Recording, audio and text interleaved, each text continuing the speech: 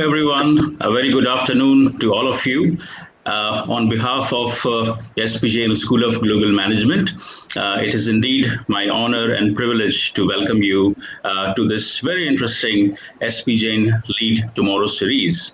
The SPJ School of Global Management, with its campuses in Dubai, Sydney, Singapore, and Mumbai, has been pioneering with its business management program across a range of disciplines. And the Global MBA, the MGB, and the Executive MBA program, also the undergraduate programs, have been featured among some of the top rankings globally.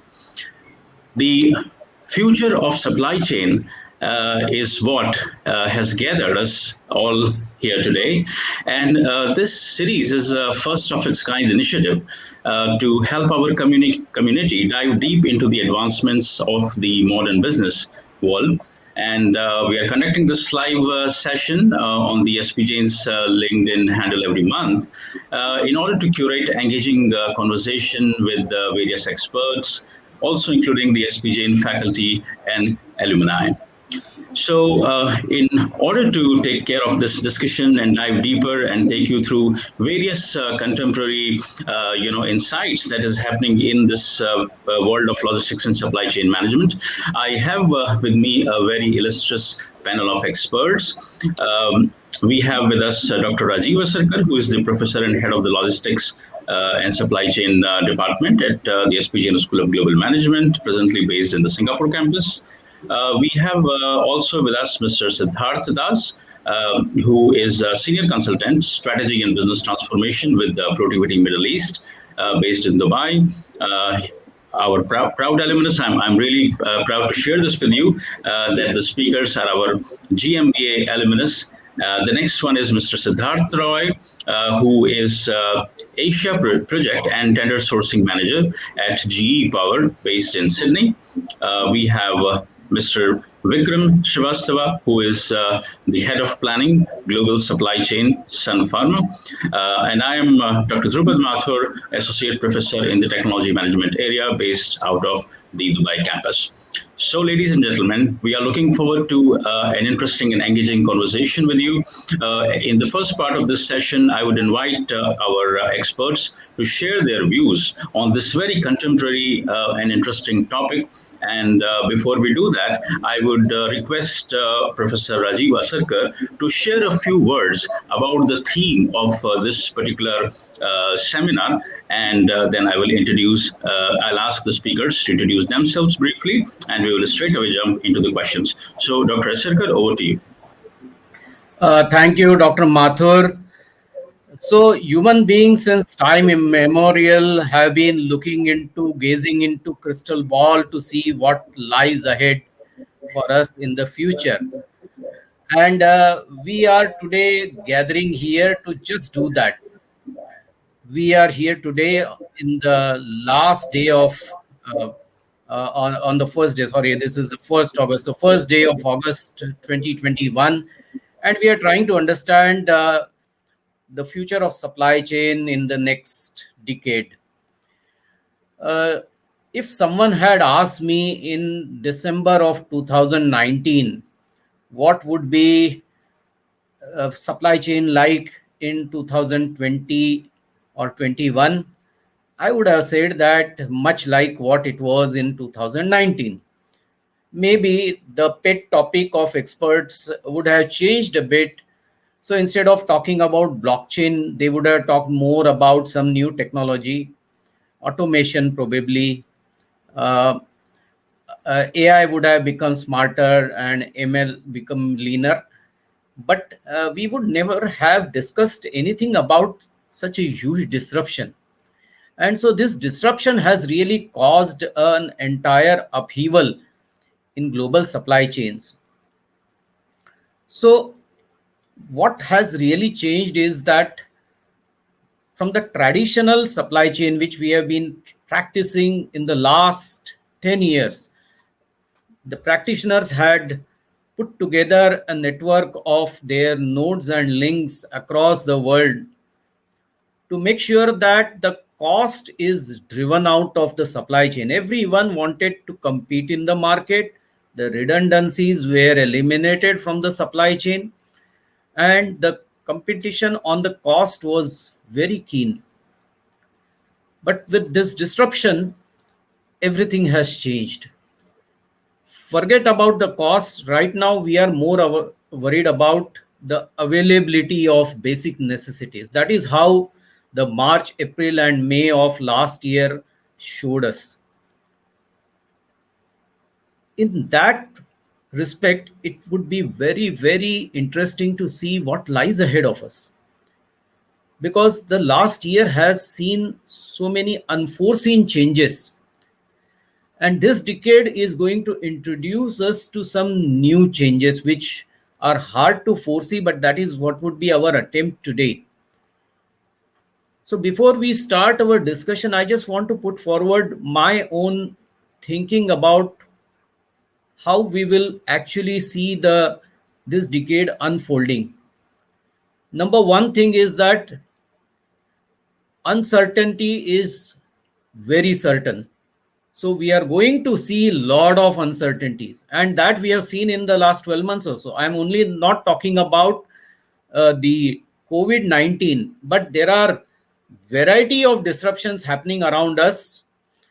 So we are aware of Suez Canal blockage. We are aware of climate change. We are aware of container shortage. We are aware of shortage of other things.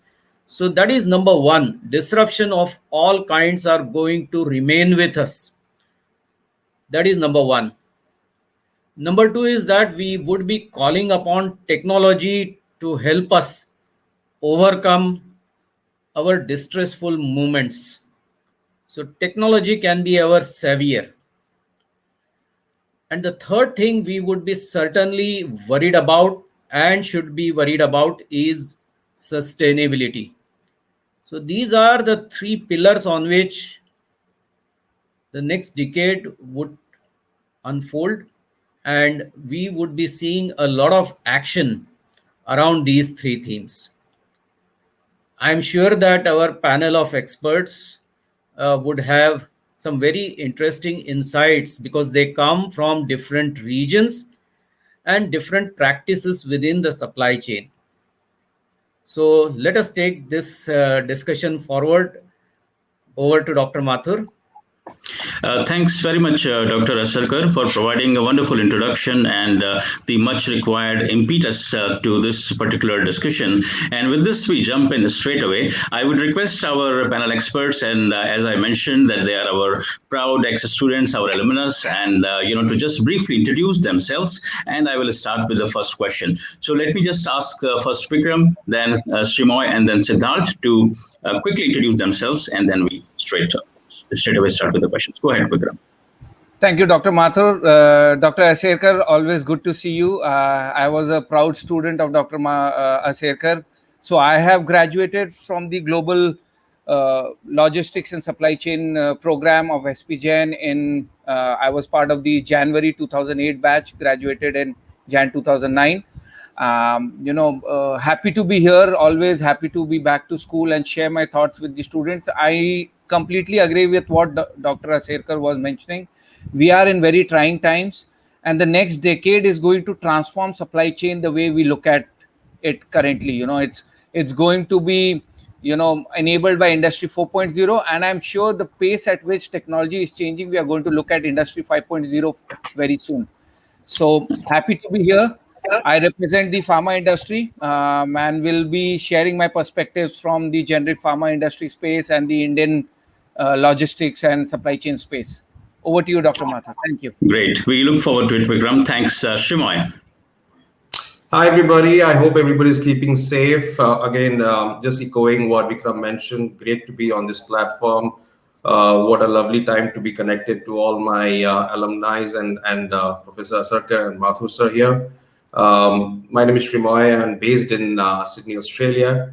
I've been part of the supply chain domain for the last 16 years, primarily focused on FMCG, healthcare, and the energy sectors, primarily in the oil and gas and power industry.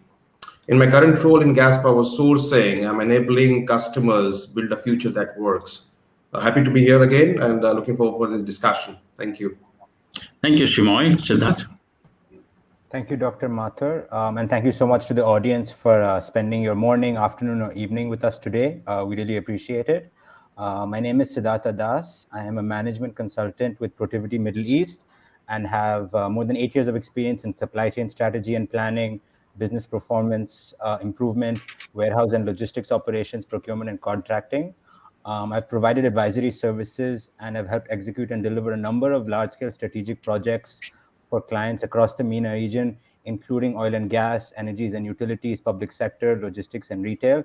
And I'm really excited to be a part of this discussion and contributing back to this topic. Thank you, Dr. Mathur. Fantastic. We too are quite excited to see the professional backgrounds and the insights that you, all three of you, bring to the table. So this brings me to the very first question that we have at the agenda.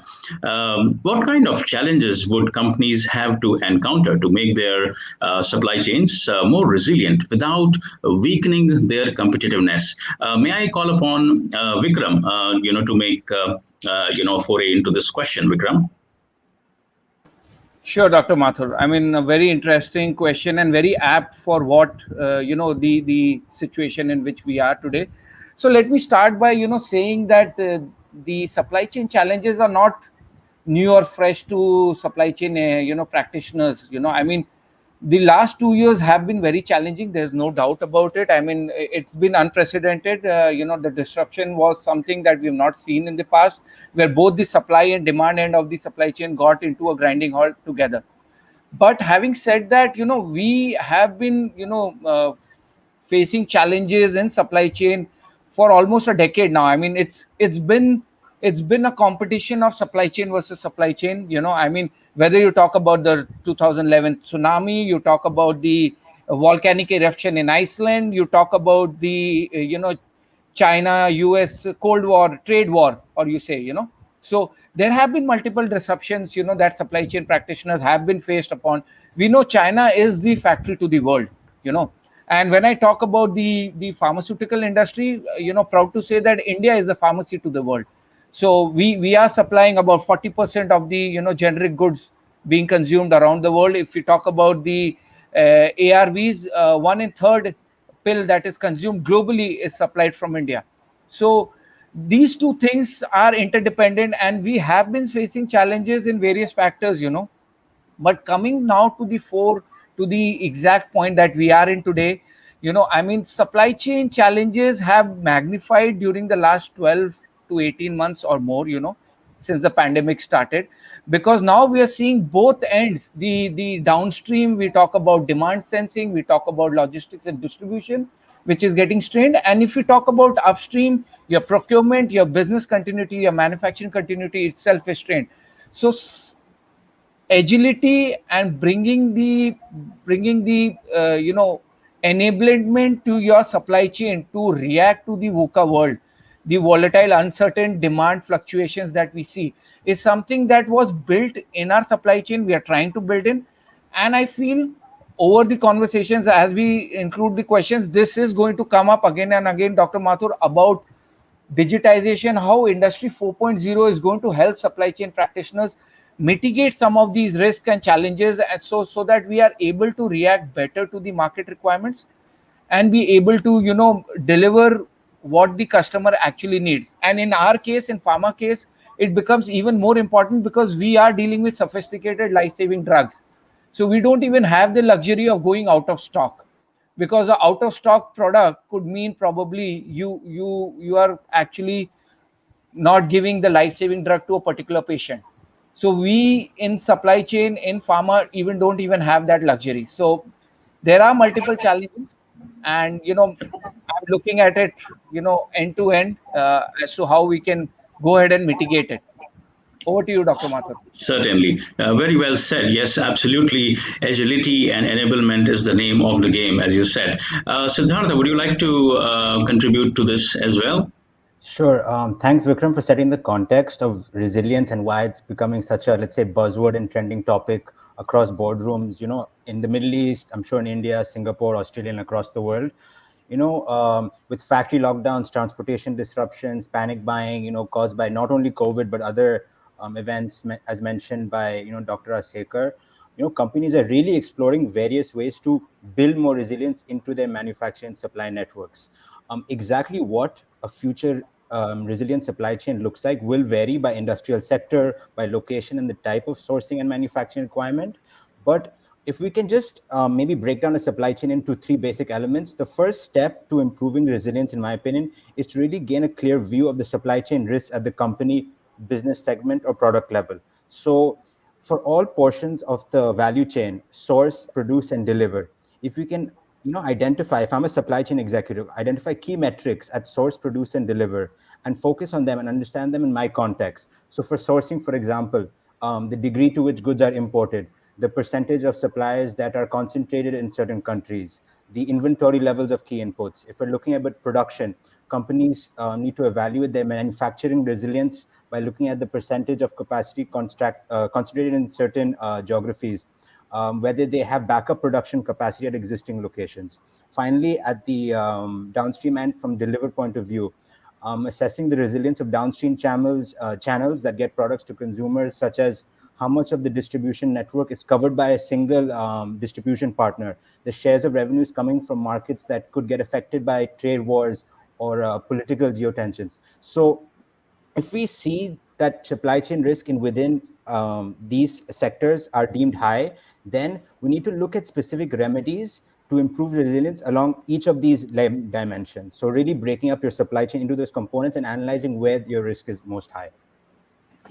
Absolutely. I think you have raised some very pertinent, points about the risk resilience, having a clear view and metrics, and also perhaps think about some backup, which brings us naturally to our, next point in our agenda, which is about should supply chain managers change their focus from globalization to regionalization. With a focus on regional sourcing. So, may I just ask Shimoy, if you would like to take this, Shimoy? Thanks, Dr. Mathur. I think this is a very good question when it comes to really think about how global sourcing and how regional sourcing both play a very strategic, view in terms of what has happened in the last few decade. I would say, not in the last 2 years, but more or less in the last many years.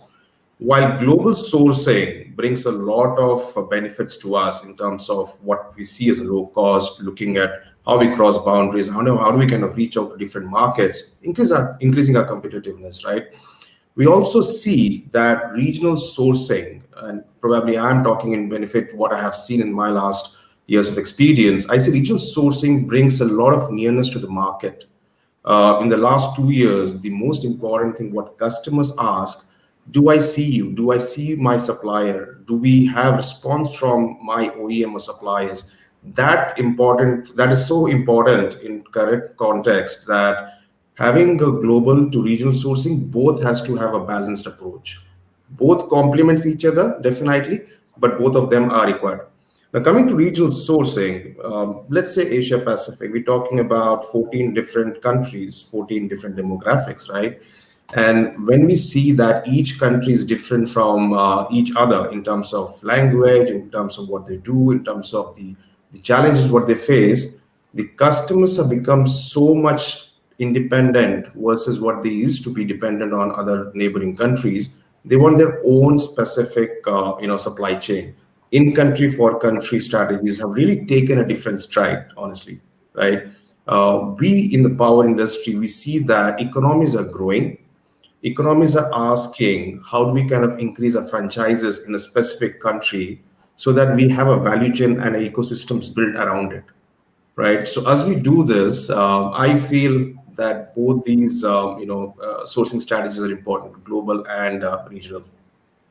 Dr. Mathur, over to Very well. you. Very well said, Shimoy. I think you have touched upon a very interesting perspective about the ecosystems.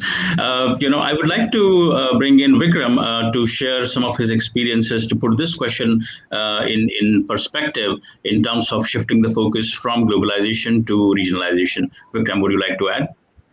Absolutely, Dr. Mathur. This is very close to my heart, and I would, if you don't mind, I would just want to replace the should with would. I mean, it is a question of when we move from globalization to regional sourcing localization. It's a given today. I don't think so. supply chains. Dr. Aserkar mentioned about sustainability. When we talk about business continuity sustainability, now supply chain managers are expected to have regional sourcing, localized sourcing, so as to ensure business continuity and we don't have any disruptions in supply. So I'm not even surprised that this question is here. And just to share with you a small statistics is, I mean, before 2019, even before COVID struck us, I mean, about 30% of the S&P 500 companies were already looking at sourcing out of China from different places, localized places, other regions. So it had already started, and about 40% of the leftover S&P 500 companies were already contemplating looking at other sources from where they can actually start procuring their raw material, their finished goods, etc. And the rest 30% were, of course, late to the party, but I'm sure they have caught up now.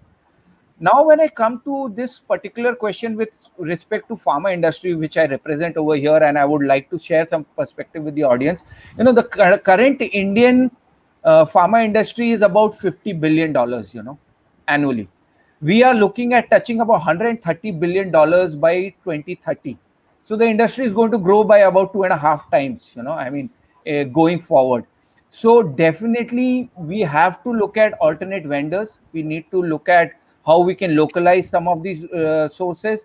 We need to reduce our dependencies on China, because unfortunately over the last couple of decades our dependency on China, even though we are the pharmacy to the world, our dependency on China with respect to chemicals and key starting material and intermediates and actives has grown from about 30% in the early 90s to about high 60s currently.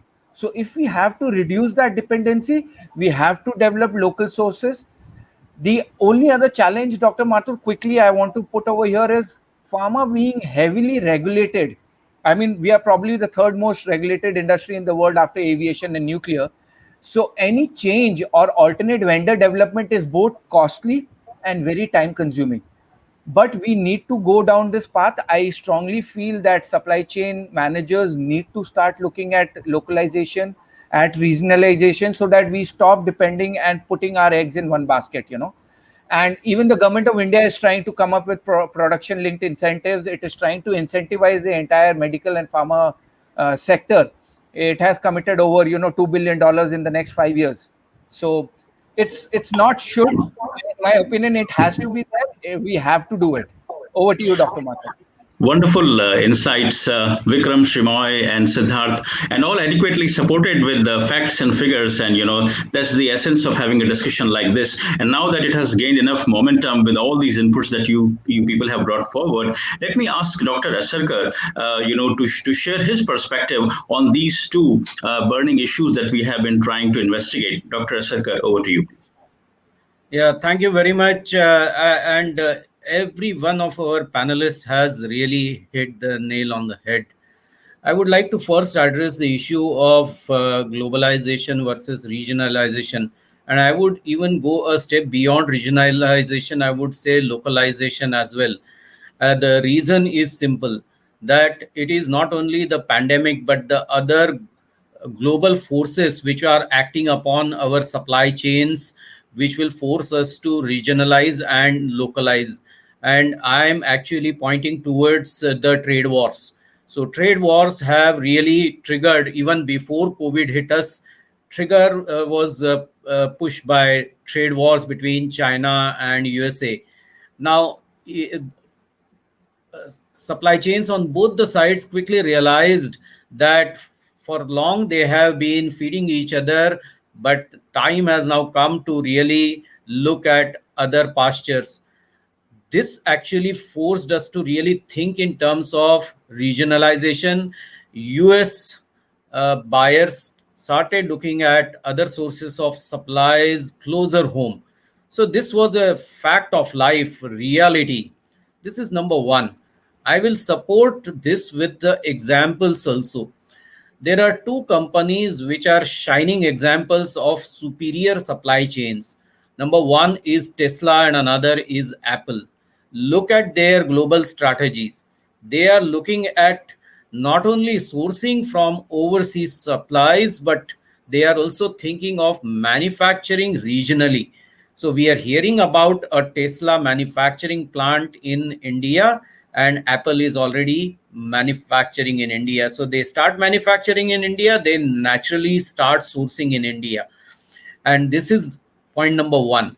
Point number two is that when the pandemic hit us very badly last year, there was one company, and I just have plenty example, but we are really short of time, but I will take an example from a different industry, that is hotel industry.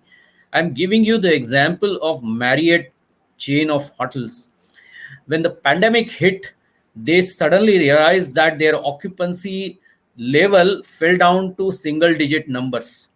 And then what did they do? In US market and in China market, they realized that these two markets are big domestic market. So they start investing their attention in the domestic market. They brought their focus sharply to the domestic market, and their occupancy rate climbed up. Goes on to show that as the situation changes, you need to change your strategy. So it has to be dynamic strategy. Thank you, Dr. Mathur. Great insights, Dr. Asarkar. Yes, absolutely. It calls for a dynamic approach, a dynamic strategy, and this is one of the most burning issues. And in terms of the pre-session questions that we have received from the attendees as well, there is this angle coming in, and this brings me to the next question that we have. What are the implications of the pandemic for the supply chain management risks, resilience, and sustainability? May I request Srimoy to share his experiences on this? Sure, Dr. Madhu, thanks. This is again a very pertinent question around pandemic and what it has brought as an impact to supply chain. There's no doubt, and all the respective panels have touched on this, and we all know it's an unprecedented event. We have seen, other issues in the past, but this is something which has really affected us.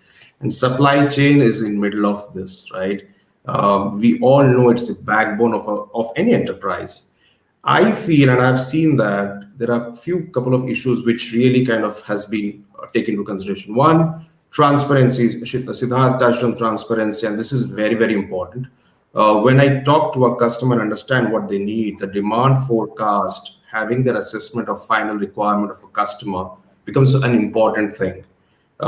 Taking it back to the sales and operation planning, demand forecast translating into what we need really for production, and then getting into the distribution part of it along with logistics becomes very, very important. So a complete transparency across end-to-end supply chain is of utmost importance. Now, as a part of resilience, and which I feel is more adapting to the kind of issues what we have, change management, adapting to crises, right? Those are the things which we see very important in this current scenario. And the vulnerabilities which we have in supply chain, talking about the 4 or 5 things which I touched just a few seconds before, we also have to be very much careful about how we manage our capital, the cash flows, right? Any company who has kind of been able to kind of digitize the supply chain, who's able to kind of look forward and have that complete visibility of what I am doing from beginning to end, will definitely sail through the pandemic. And it's disruptive. Dr. Asarkar touched on that. It's definitely disruptive. And the way forward is how do we speed up our investment, not only from the bottoms up, but top down, making the top leadership know what the digital requirements are for the company, and ensuring that our bottom of the pyramid, probably the administrator at the bottom of the pyramid is also aware of digital supply chain, right?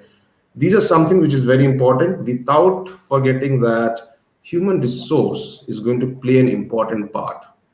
This is such an important segment where both human resource inside the company and human resource as I mean the suppliers, the relationship with the suppliers are going to be of utmost importance. That's what I would say, Dr. Mathur, from my side. Great, Srimoy. Would anyone else like to add to this very interesting, dimension which Srimoy was trying to touch upon? Vikram, would you have any views on this? Absolutely, Dr. Mathur. I mean, like Srimoy said, I mean, this is so pertinent to where we stand today and the nature of business that we are looking at, and the kind of risk that the new VUCA world has opened up. We are talking about pandemics, we are talking about geopolitical issues, we are talking about trade wars. There are multiple things. Dr. Sekar touched upon in his opening remark about availability of vessels, availability of containers. So these are multiple things that we are looking at. And I mean, just to also take a pause and tell you, we were talking about resilience, we were talking about agility, we were talking about digitization even before the pandemic hit us. What really has happened is, the impetus with which the the change has now come to fore. Now it's like I was mentioning, I mean, localization is no more a question. We need to do it. It's only a question of when and where. So it's the same with sustainability. I mean, I am involved in a sustainability supply chain sustainability project at Sun Pharma right now. And what we hear from the leading consultant, it's going to become a corporate mandate going forward, just like we have ESR. So it's not going to be a very buzzword or a good to have thing in your supply chain arsenal. You need to be sustainable because your investors, your customers are going to look at those factors when they try and come to you for business. So it's no more an option that we can live without, so to say. Over to you, Dr. Mathur.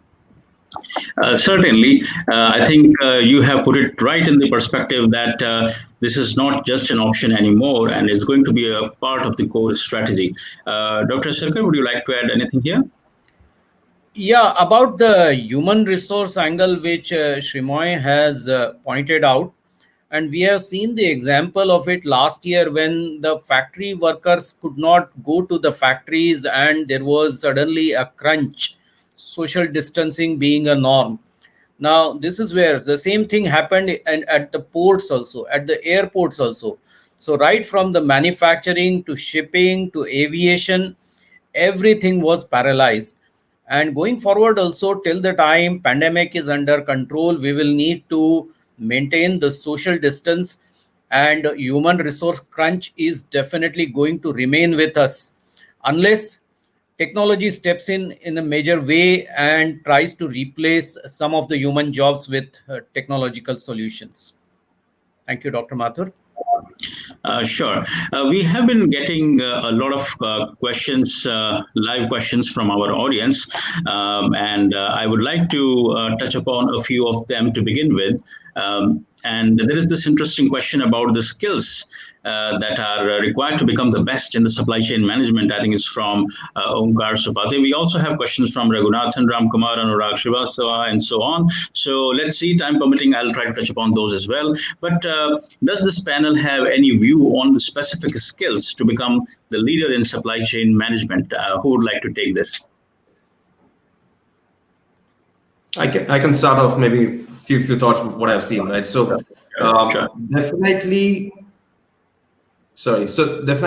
one of the important thing is change management and crisis management. There's no doubt on that.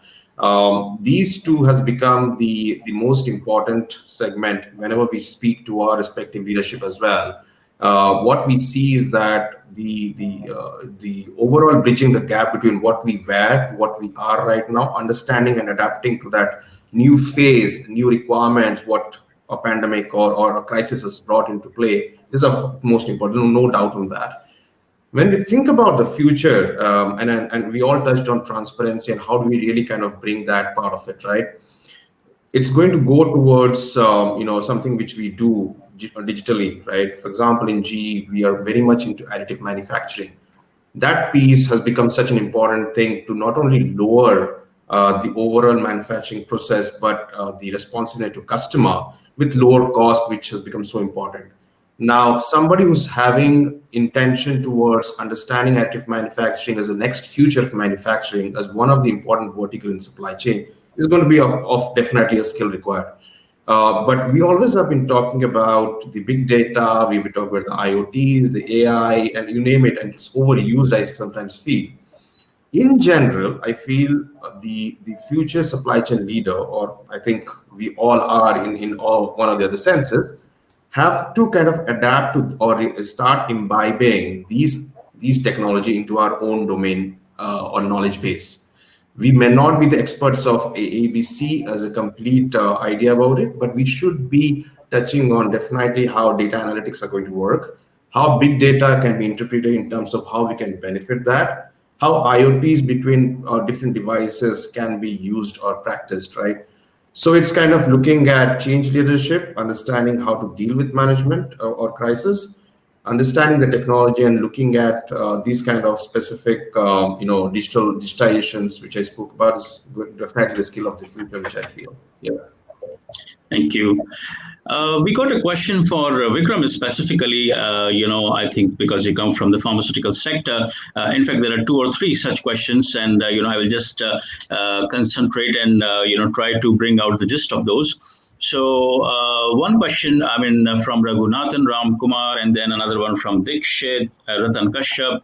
They're talking about are we still facing the API slash intermediate supply issue from China, or Indian major pharma companies already done most of the backward integration to have API, and is this increased API prices going to affect pharma product costing in NPPA regime? So and another Wow. related is the precursors to start the API manufacturing in India, and also, except for the PLI scheme announced by the government. So I think these two are related. Vikram, would you like to take this? Sure, sure. I mean, very, very interesting. Yes. I mean, just to give you guys a perspective, yes, we are still very much dependent on China. Whatever the government of India initiatives are there in terms of PLI, in terms of policies, in terms of incentives to the industry, to the manufacturers, is starting now. So this is a long haul, guys. I mean, this is about 5-7 years minimum. I did mention to you guys, we are heavily regulated. I mean, the third most regulated industry in the world. I mean, any change in our vendor base or sourcing has to be a long drawn process. So we need to first develop the technology, start manufacturing it, qualify batches, get the regulatory approvals, and then also be cost competitive to ensure which covers your NPPA regime. I mean, because at the end of the day, you have to realize in the early 90s, like I mentioned, we were only sourcing about 30% of our APIs and actives and KSM intermediates from China. Over the last 2 decades, now that percentage has jumped and bumped to about 67% to about 70%. So what has happened in the last 20 odd years that has resulted in this drain of sourcing from India to China, because they have a superior technology. We can't debate that. We got lagged out over there. They have got the resources. There was a sustained government policy to encourage the chemical industry, the pharma industry over there, which took them also about 10 to 15 years to come to this stage. It didn't happen overnight. So it's going to be a long haul even for the Indian manufacturers to get into this space. And at the same point of time, we need to be technologically advanced and cost effective, because at the end of the day, we are talking about generic medicines will go to 7 billion plus people around the world. We're not only talking about medicines to the first world country where a few dollars up or plus does not matter to their pockets. Everything is covered by the insurance. We are talking about the third world countries. We are talking about supplying life saving drugs to Africa, to the poor economies of the world. So it has to be a balanced approach in my mind. And to the second part, Dr. Mathur, which I got on the API manufacturing. Sorry, I think I'm missing that question. What was it exactly? Sure. Precursor to start API Yes. manufacturing, right? I mean, oh yeah, I mean that is where the innovation in the supply chain and in pharma industry is about to happen. I like to categorize it like as 4 Ds. So currently there are 4 Ds to the pharma supply chain, if you have to call it. We talk about discovery, design, development, and delivery. So we are very good right now in designing, development, and delivery. We need to get into the phase of discovery. These are the 4 Ds of innovation that the pharma industry has to work on, along with research and development, to have that cutting edge, so that going forward we can make these complex molecules and APIs in India. So apart from the PLI, we need to have a sustained push on innovation from driven by R&D. That's my take on it, Dr. Mathur. Sure. Thanks, Vikram. The next question for you, Siddharth, is about the apparel industry. So, what is the future of apparel industry in relation to the supply chain? Is what Mohammed Akram is asking. Would you like to take this, Siddharth? Sure, Dr. Martha. Thanks a lot. It's a very interesting point because apparel industry is an industry that I'm seeing a lot of demand for supply chain solutions. So let's take a step back and understand what are some of the big factors affecting the apparel industry. Today, connected consumers are digitally responding to social media trends, taking part in online conversations across a vast interconnected community. However, many supply chains can't keep up because they're structured in a very traditional and sequential way: supplier, production, distribution, customer, retail partner, end user. So, I mean, let's think about how a typical customer with a traditional supply chain would react to a sudden peak in demand. A big celebrity posts a picture of a handbag or a T-shirt on Instagram, creating excitement and generating sudden demand for the product across the world. The bag manufacturer's demand forecast was based on a backwards-looking projection based on previous sales. So when their sales reports show that their product has sold out unexpectedly, they wake up and they go into firefighting mode. The company adjusts its forecast to reflect the new level of demand, and then realize that they don't have the material or the production capacity to make replacements. They call out the suppliers don't have the material. They have to be transported to stores, excess shipping costs, expedited freight forwarding. All in all, it takes the company 2 to 3 months to replenish their product. Unfortunately, the customer just wasn't going to wait this long, in the world we live in. And in that time, they had already bought a similar product from a rival manufacturer. So at the end, with all of the unplanned additional costs and all of the unsold product, our bag manufacturer actually made a loss out of the whole experience. But it doesn't necessarily have to be this way. We believe going forward that traditional supply chains must transform, evolve, and become interconnected. So how would a digital supply chain have reacted to a similar peak demand situation? The company's proactive sensing capabilities, including social media tracking, identifies a peak in demand early, and the production plan is adjusted. At the same time, an updated plan is shared with all relevant suppliers, including tier 2 and tier 3 suppliers, who immediately include the new requirements in their material planning. Meanwhile, the customer can track the order's progress, keeping up to date when it's being manufactured and when it be delivered. Throughout the entire end-to-end process, supply chain transparency solutions in terms of control towers provide and monitor the relevant supply chain data from internal and external sources, enabling proactive risk management. So what I'm trying to say is, as long as we can shift, or as long as we can envision moving from a sequential supply chain to a more interconnected supply chain with this control tower in the center, we can solve this problem. And our apparel manufacturer here won't be left, 2 steps behind. Thanks, Siddhartha. Siddharth, we have another very interesting question. This one is for Shimoy. A question from Shri Harsh Mali.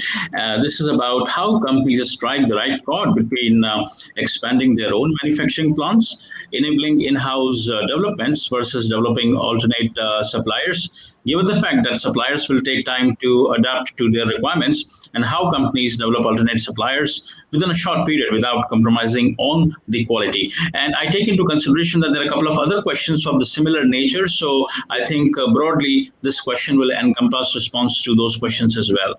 So Shrimar, Sure. would you like to take this? Sure, Dr. Madhav, thanks for this question. Shrihas, this is a great question which comes up quite often in many of our supply chain designs, I would say. That there is no right or wrong answer towards what is the best thing. It's actually the company's P&L, the profit and loss, how a company is going to plan an expansion.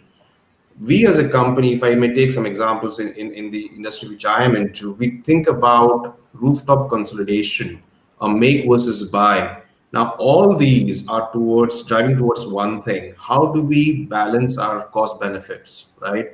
While we think about standard product versus a customized product, can we decide on a make buy to have standard product line in our manufacturing, which is more towards intellectual properties versus what I should be sourcing it out, right? Those kind of important aspects have to be taken into consideration. Now, it's a company's discretion whether to kind of go ahead to have something which is a closed technology, a closed patent towards the technology, if I may use that word, Should I keep that in house versus outsource that, right? Now, while that decision is being done, finding out suppliers much in advance to what we want to do is definitely going to shorten the time to what a supplier needs to be capable of in the learning curve, what we say. We touched about the globalized and the localization part of it, the regional sourcing part of it. While we try to take those standard products, if we have to take a standard product and try to give it out, which is more repeatable, the investment required for that is much lower, right? And hence the decision of making that outside becomes much more easier. But the time is of essence where we have to invest as a company towards having the right quality, the right teams to have surveillances and audits, ensuring that what we want a supplier to do with specific first piece qualifications to be done, ensuring that the first batch when it comes to our production line for our testing requirements matches, and then we go into a lot production. There's no shortcut to really to say that, hey, I need a supplier within a month and I can shortcut that, because the most important thing which you'll have to understand that the quality of a product and the customer who's going to receive that, will the customer ask a repeat order for the same item or not? Now, we should not be doing that to kind of shortcut any of those things, but it's important that we have suppliers who understand the product line, who have capabilities, who have shown references from the past or the current customers of those product lines. The only thing which we should be ensuring that when we give a supplier outsourced item to produce, we should be vigilant about what we are giving out and what we are going to get in return. So that's what I would say. Dr. Mathur, to you. Thank you, Shivoy, for sharing your insights. We have a rather interesting question, and maybe I would request Dr. Asirka to perhaps take it. And I was just, thinking as to why this has not come yet. It is about blockchain in supply chain. So, this is a question from Mohit Agrawal, and this is about the impact and how useful blockchain could be for shipping industry. So, Dr. Asirka, would you like to put some perspectives on this? Yes, thank you, Dr. Mathur. And the question is asked by Mohit. Thanks, Mohit. So, Mohit, already blockchain has made inroads in the shipping industry, and there are two things which are happening. Number one thing is that the entire documentation process, which is physical process, where there are countries, of course, who have digitized their shipping documents, but there are others who are still following physical documents. To those who are already digitized, blockchain has gone a step beyond. So blockchain is already being used. Initiative is taken by Maersk Line and IBM, and TradeLens is the platform where blockchain is being used, where documents can be uploaded and verified. They are secure, and then they're tamper proof, and then there is very less chances of any fraudulent behavior which are rampant in the shipping industry. So that is number one. And number two is when it comes to the regulatory issues related to shipping industry, for example, customs, that is also where blockchain is going to play a major role. The only downside or only thing that really worries me is that blockchain has not yet lived up to its hype, because initially we were thinking very highly of how blockchain will be all pervasive, but that has not yet happened. The reasons could be technological, and the big reason is that most of the developing countries have yet to reach a stage where they have their first step in digitalization of documents taking place. But blockchain would come only after that digitization happens on the ground level, and therefore it's still far away.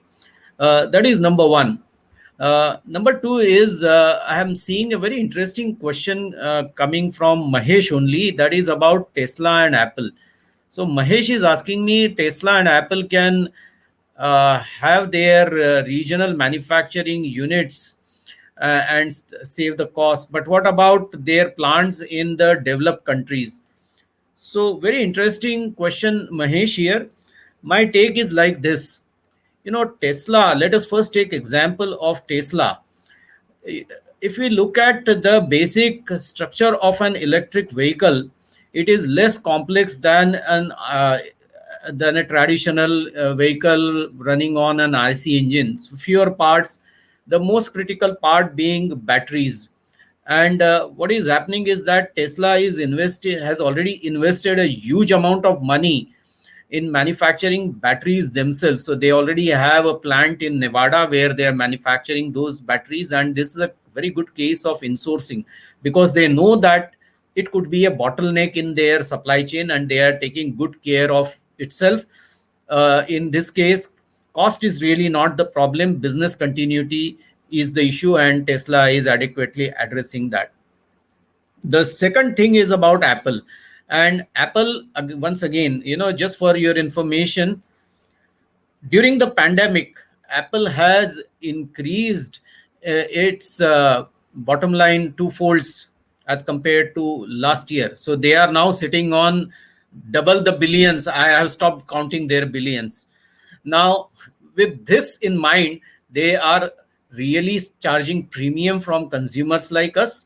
They are not, once again, uh, much bothered about the cost right now. In the near future, they would rather have business continuity. So both these examples in the developed country are more about business continuity than the cost, and they are going to stick to that. I hope that answers your question, Mahesh. Thanks, Dr. Asarkar. Regarding the blockchain issue, Vikram, would you have any thoughts on that? Oh, absolutely, Dr. Mathur. I wanted to add something to what Dr. Serkar was saying. I mean, he did mention about blockchain being available in the logistics and distribution space. I, in my personal experience, have seen blockchain making their inroads with supply chain financing. Where Yes. where we are talking about both the distributor discounting and we are talking about the supplier discounting. So blockchain, in my opinion, is going to transform the way we source and we distribute, and bigger companies can collaborate with smaller business partners using blockchain technology, which brings them to the same platform, which makes invoicing and discounting very seamless and transparent, the documentation exchange very good, and that itself will enable the adoption of blockchain technology. And in fact, in India, already a few major financial players like Indus Bank and ICICI Bank, they have supply chain financing cells which are dealing with huge companies. They are dealing with companies like Sun and Lupin, and they are reaching out to us to understand what are our supply chain financing needs, which is built on a blockchain technology. So I just wanted to share that with the audience that, I mean, it is closer to what we see, and technology is really catching up very fast and it is coming closer to us. Yeah. Thanks, Vikram. And there is another question which actually, needs the same thinking hat of the pharmaceutical industry that you come from. So let me ask you about, there is a question from Rahman Malik. What about the rare diseases or cell gene therapy, and how would be the resilience in this segment, and what challenges are there in the pharmaceutical? So, Vikram. Wow. First of all, I must say the quality of questions I'm getting is, we're seeing on this platform is amazing. The listeners. So kudos to all the audience. I think you guys are really, putting us on the spot and really on the dot questions. So, I mean, about rare diseases. So, the way the way the pharma industry is transforming. I mean, we have already seen a phase in the pharma industry where, if we start go back a little further, say in the early 60s 70s, when the chemical based compositions made its way. I mean, we started with the normal medications, tablets and capsules, then it slowly got into complex chemicals and combination drugs, and now we are in the phase we are starting to look at the next phase of innovation, growth and development in the pharma industry, which is, we talked about the gene therapy, cell therapy, which is going to be get driven by biologics and biosimilars. So the industry itself is going through an innovation space where the next level of growth is going to come not from generic drugs or the simple or complex chemical molecules. It's going to come from biologics, biosimilars, and complex drugs like inhalation products. We are talking about complex injectables, etc. And this is going to get driven by the R&D innovation that I talked about, the 4 Ds. So currently the industry is probably very strong on the 3 Ds. The development, the design, and the delivery. We are missing the first D, the discovery D.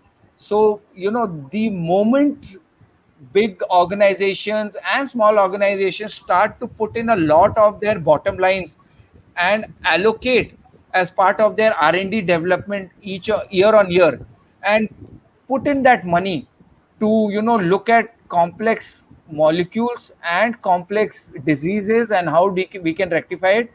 It is going to spur the next level of growth in these organizations. There's no two way about it, because the market is flooded with generic players right now. We are competing on the last cent for business. So this is where the cutting edge technology is going to help companies grow further. Dr. Mathur. Great, Vikram. Very interesting insights straight away from the pharmaceutical sector. Siddharth, we have a question coming in about something to do with unified commerce. I think that is an area of interest for you. Would you like to address that? Sure, I'll also combine that with another question received on demand-driven logistics, so I can, address as much of our audience as possible. Absolutely. So, I would want to just touch upon something that I see a lot of demand for in the market from our clients are demand-driven MRP modules. So here, when we're thinking about supply chain management, we have a lot of theories or let's say academic concepts that are coming out and being combined. So if we're talking about MRP or Six Sigma or Lean or like a theory of constraints, for example, many of these great manufacturing ideas are coming together.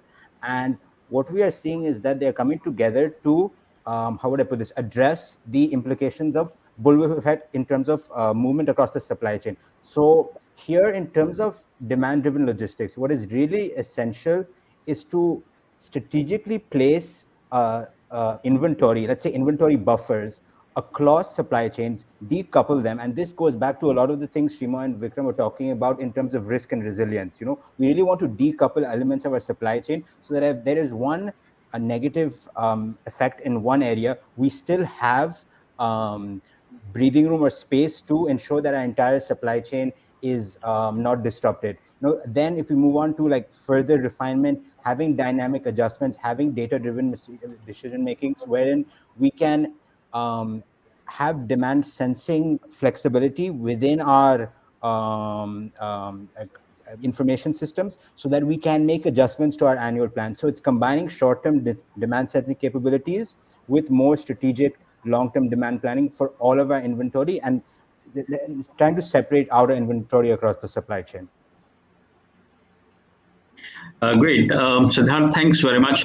We are getting a lot of questions, and I believe, some very interesting ones which will require further exploration. And looking at the subject matter expertise that we have across the table today, I'm sure various questions like the one from John Simon, who is talking about 5G and robots being used, and Vishnu Gopan talking about centralized risk and compliance, and fairly compelling questions, 3D sampling technology from Maheshwarya KM, and Dr. Sushant Tripathi is talking about the impact on SMEs. So we are pretty delighted and quite excited, and I wish we would have had the whole day to talk to you. We look forward to a continued discussion off the forum, but on the platform. I believe these questions, you have access to the LinkedIn trail. Feel free to post all these questions, and as and when time permits, our experts will be very glad to respond to that. And I also take this opportunity to invite you to visit us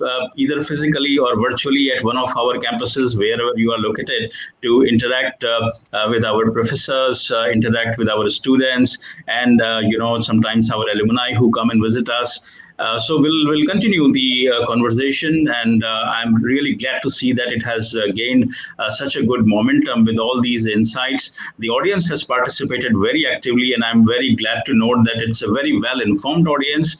They have come prepared with all those very good questions, which has brought the best out of our speakers today. So thank you all very, very much. As we conclude this session, I would just like to request our speakers to, give a small note, a concentrated, piece of advice on this theme. So maybe just one or two liner from each of them about the essence of today's session. So starting with Srimoy, then Siddharth, and Vikram, and then in the end, Dr. Aserkar. So over to you guys.